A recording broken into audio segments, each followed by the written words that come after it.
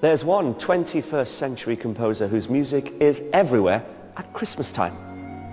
John Rutter and his fellow Cambridge-based composer Sir David Wilcox edited Carols for Choirs, one of the best-loved resources for churches and schools to learn both new and old words and music. I think that the institutions and tradition of the Christian Church have inspired far more people than those who would just call themselves card-carrying Christians. In England, our worshipping history is one that goes back to, well, for goodness sake, 597 or earlier. It's woven into the fabric of our lives and our thinking. I was one of, actually the last generations to have a morning assembly at school.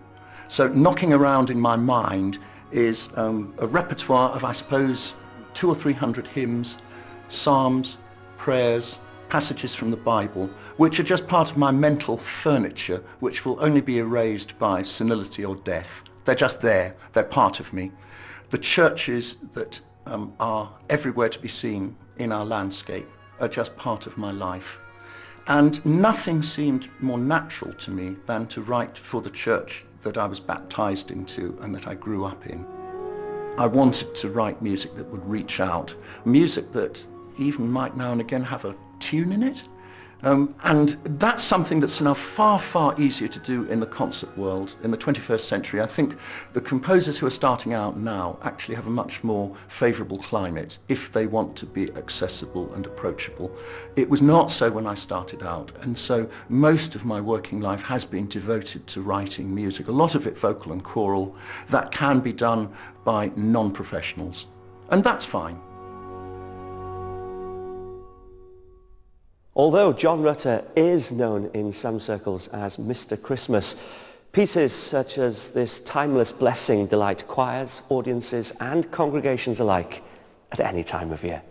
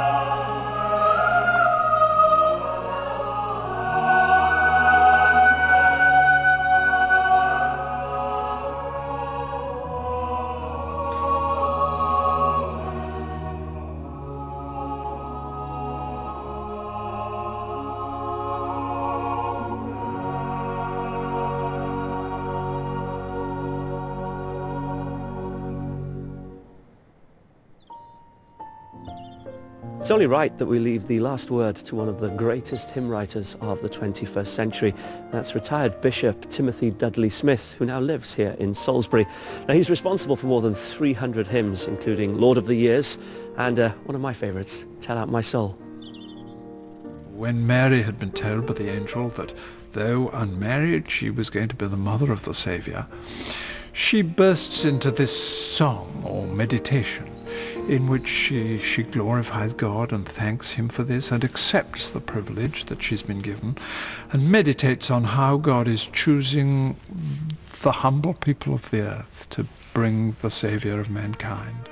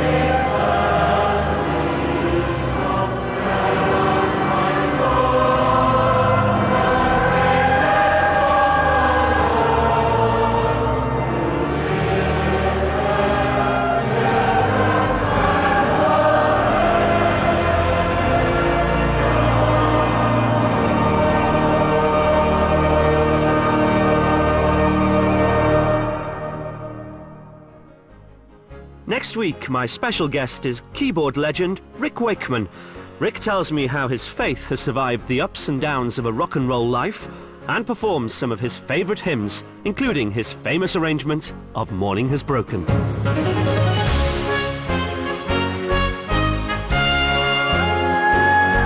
A gold ring from the 16th century sparkles when the Antiques Roadshow visits Leeds Town Hall, next on BBC One.